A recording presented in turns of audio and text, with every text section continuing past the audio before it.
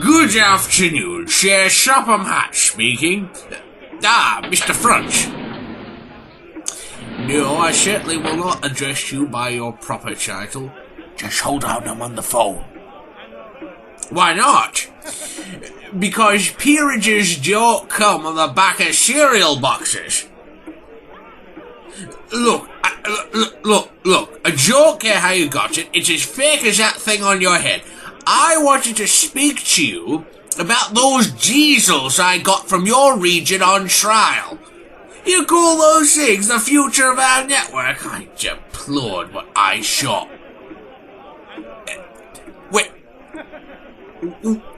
When you see two relatively new diesels being rescued by one of the machines that's supposed to be replacing on the mainland, it raises more than just a few questions.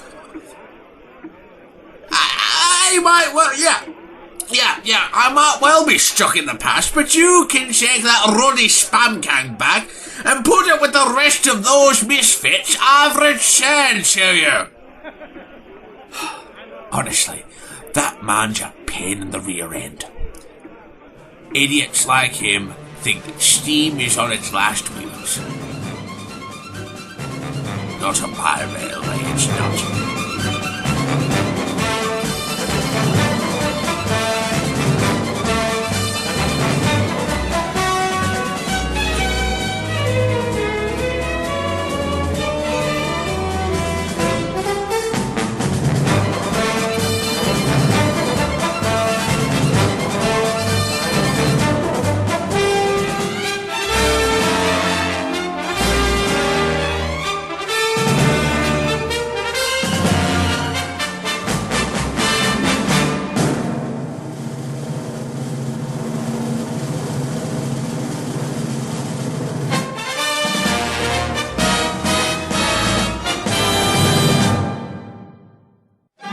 The era of steam was coming to an end on the other railway. Visiting diesels of varying types growled and sneered at the Fat Control's engines. It was still proudly flying the flag for real engines everywhere, and they were determined at all times to defend their position, especially when troublemakers were wont to rear their heads. It's time, my dear 7101, that we took this scrapyard and made it into something useful. Excuse me? What? Oh, no, don't blow a stack or anything. The rest of the network's gone and done the deed. Good riddance to all of them. Now hang on there, 199. It's their railway after all.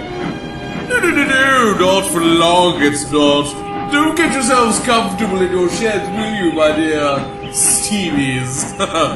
Our controller says that you lot spoil our image. Of course you do, hang it all. We show what useless frauds you are. You call yourselves engines? In my experience, if anything happens, you care nothing for your train. You just sit there and moan for a fitter.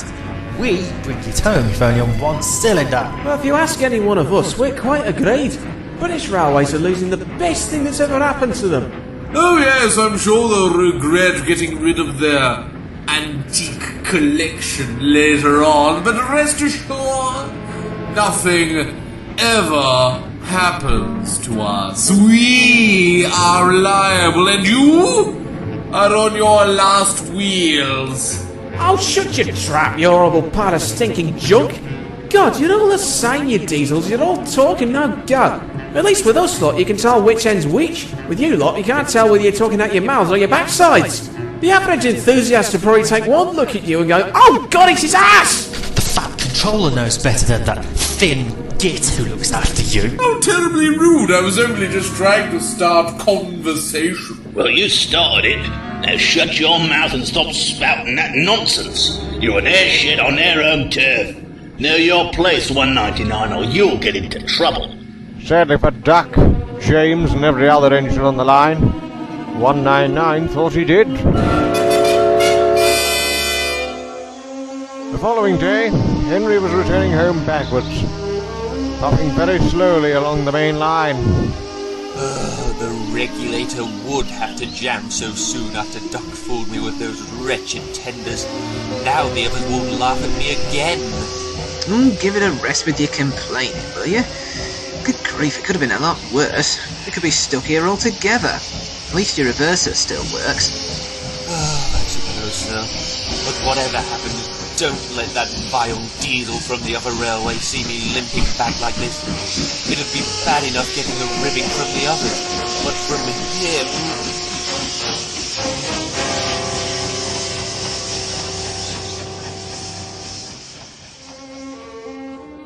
Henry puffed on for a few more miles and stopped by a signal box to whistle for a road. There, opposite the box from the up line, was Diesel 199 with a train of oil tankers. Henry grimaced. Oh, no, I'll never hear the end of it now. It'll be out of date this, out of use that, and ready for scrap for the remainder of his stay. Ugh! The Diesel stood looking stony-faced, narrowing his eyes, and in spite of Henry's awkward position, he said nothing at all. The signalman in the box, however, had plenty to say. Oh, thank goodness you're here. Henry, here, take this spam can away from me, please. Eh? What on earth for? Because the wretched thing's failed.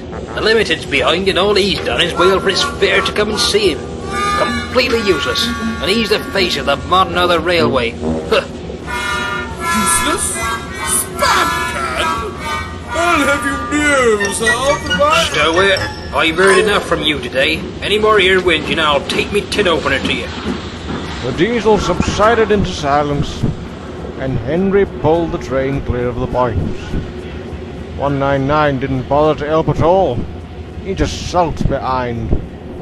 Oh, helped by a relic. Oh, the indignity of it all. Hey, Spam Can, look. There's that little pal of yours.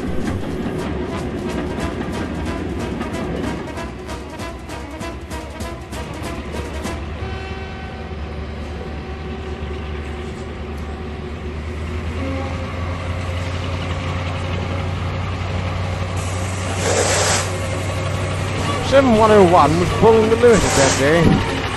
He rushed past with a growl and a roar, but he was too busy to notice 199's awkward situation. He was having troubles of his own.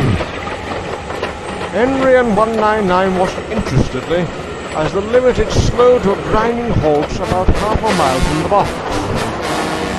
Goodness me, 2 diesels out for the count in one day. Whoever would have thought it? It's like an horrible nightmare come true. For the other railway, that is. Better go and see what happened to that one. SiM-101's ejector had failed, meaning that air had leaked into the train's brake pipes and put them on. SiM-101's brakes were already leaking on when he passed Henry and 199. Gently at first, and then harder and harder. And no amount of growling was going to shift them. Henry's driver returned with the bad news. Well, that certainly tells it. His ejector's gone. There's no chance that they'll be able to move those coaches on their own, at any rate. I can't have 2 trains blocking the main line. You'll have to shift him. You're the only reliable thing we have left on section. Ooh, well. Did you hear what Signalman said, Henry? And I thought they'd be laughing and sneering at me. And now the joke's on them. Yeah. Moving 2 dead diesels in their trains, though. That's no joke for a failed engine. Do you think he'll manage it? Well, I'll give it a jolly good try at any rate.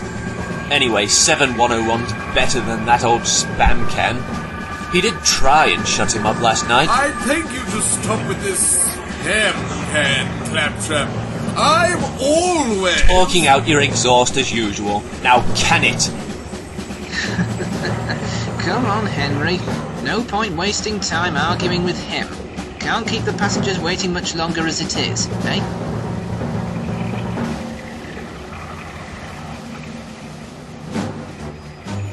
Right. here goes. Get moving, you move! Henry gave a hearty blast of his whistle and lurched forward, hauling the sulky diesel into motion and ready to start the rest. He buffered up gently to the limited, and his fireman coupled the brake pad with the coaches. Well, what do you know? It's better than we thought, Henry, old fellow. The front diesel 7101 can keep pulling if we keep the brakes open for him. So the only weight we're actually carrying is Spam Can's goods. Thank goodness for that. Are you ready back there? Yes, I am. What about you, Spam Can? Don't even speak. At the front, 7101 growled loudly and hauled the train forward.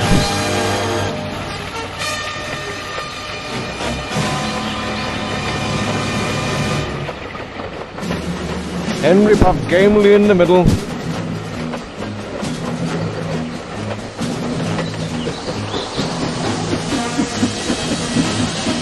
and Spam Can and his oil tankers followed on meekly behind.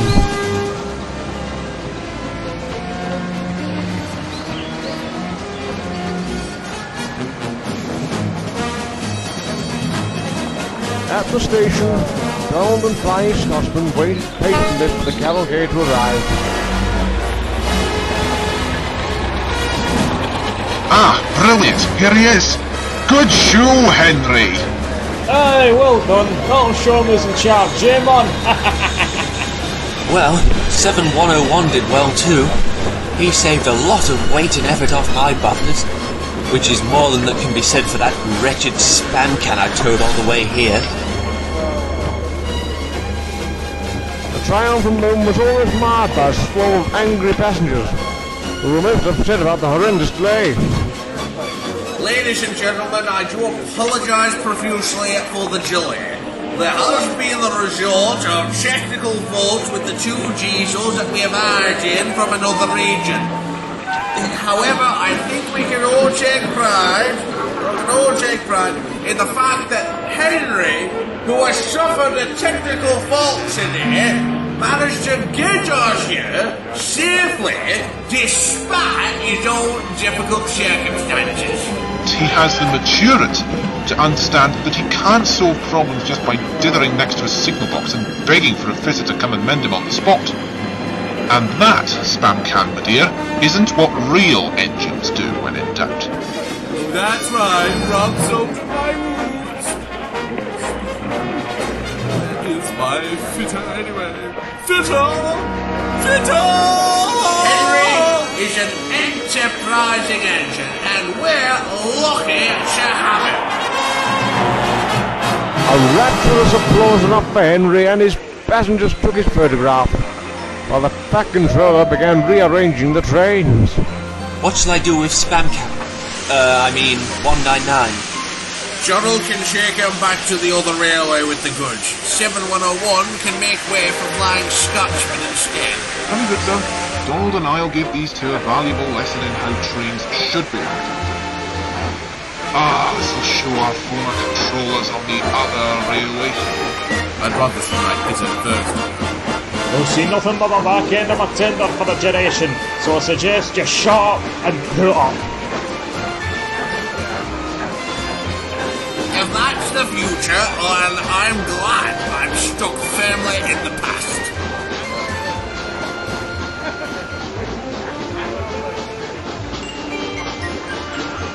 Flying Scotsman's presence sparked frenzy among the passengers who clamoured around to take photographs. Had the guard not tactfully shooed them into the coaches, the train would have started later than ever. Eventually, everything died down, and Henry and 7101 went back to the shed together. I do apologise for last night. We're not all like him, you know. Oh, that's alright. You did get old reliable to shut up after all. Yeah, but I made a fool of myself today. Rubbish. A failed ejector might happen to any engine. Look at me, for example. I lost my regulator today. You? Failed?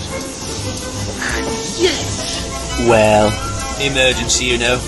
Trains must get through. We can hardly let the Fat Controller and the passengers down now, can we? 7101 said no more. He had a lot to think about.